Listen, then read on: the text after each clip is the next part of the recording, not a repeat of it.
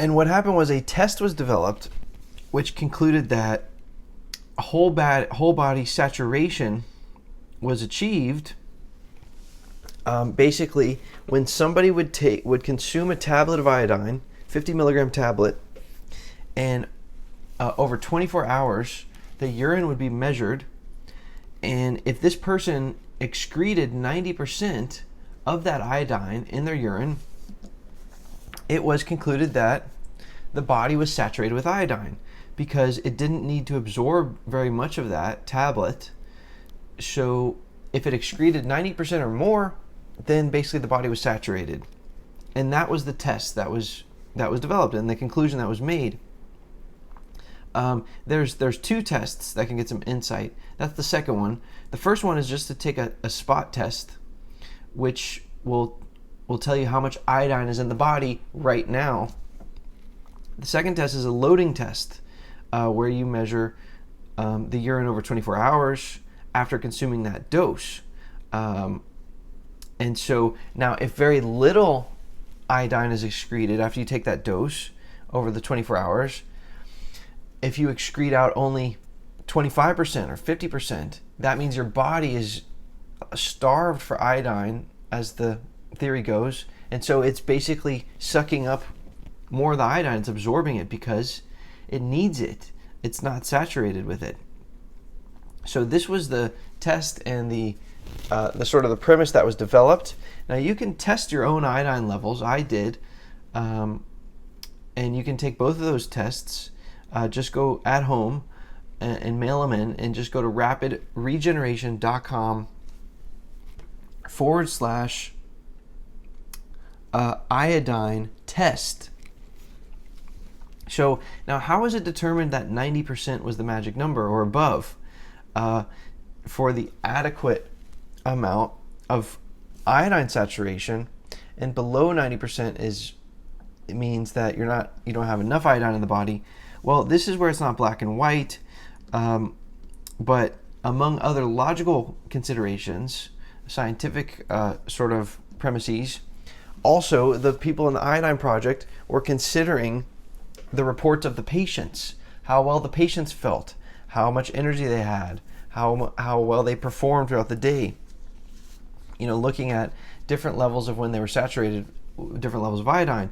And it so happened that the patients who were reporting their best feelings of well-being and energy and performance were excreting 90% or more of the iodine dosage. In other words, their bodies were saturated with iodine. And this premise was based on thousands of patients. And so even though I like to take things with a grain of salt, this is at least somewhat conclusive.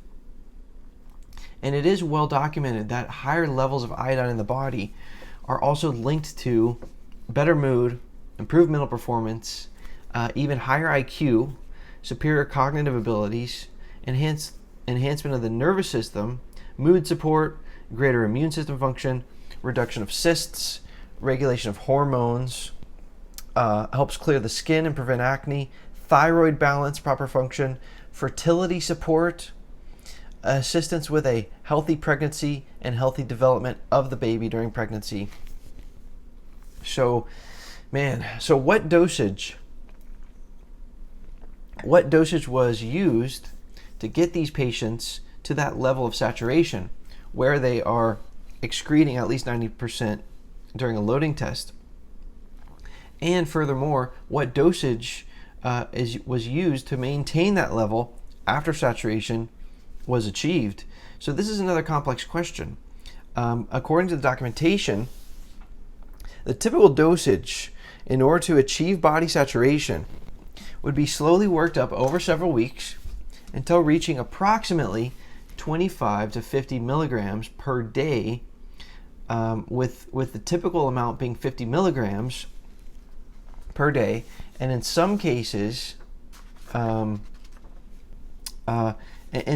more per day, and basically would continue at this level for several months as the body is becoming saturated with iodine.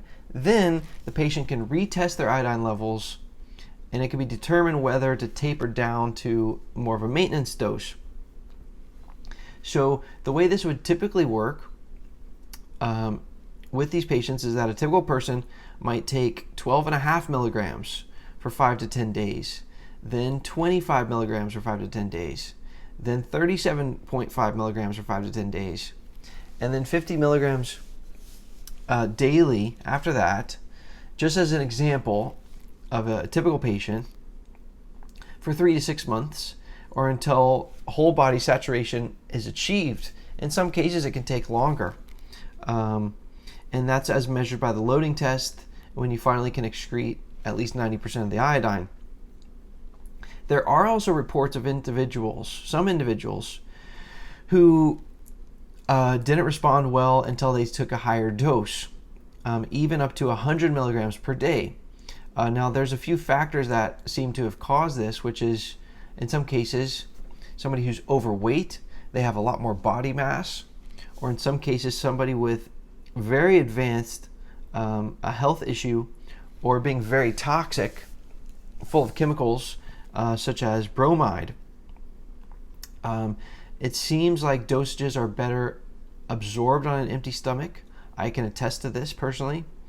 And also, it seems like when the dosages are split up throughout the day, that the body seems to absorb it more or utilize the iodine better.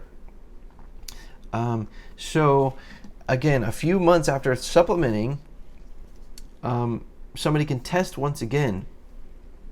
Now, let's assume somebody does this and supplements with iodine, and then several months later, they retest, and now they're saturated, and they're excreting at least 90%. Well, so at that point, they could consider taking a maintenance dose to maintain that saturation and continue to excrete that much if they take the loading test. And so a maintenance dose is reported to be somewhere between 10 milligrams to 50 milligrams a day for a vast majority of cases. In some cases, individuals respond better to taking less. In some cases, maybe only a couple times a week or once a week, and maybe even on the low end of that dosage spectrum. Follow-up testing is a great tool to figure out, how much iodine is my body retaining. Am I still excreting over 90%? What maintenance dose do I need to still do that? So that's a great tool. Also, energy levels, feelings of well-being, how the person feels should also be taken into account to determine adequate dosage for maintenance going forward after somebody has achieved saturation of iodine in the body.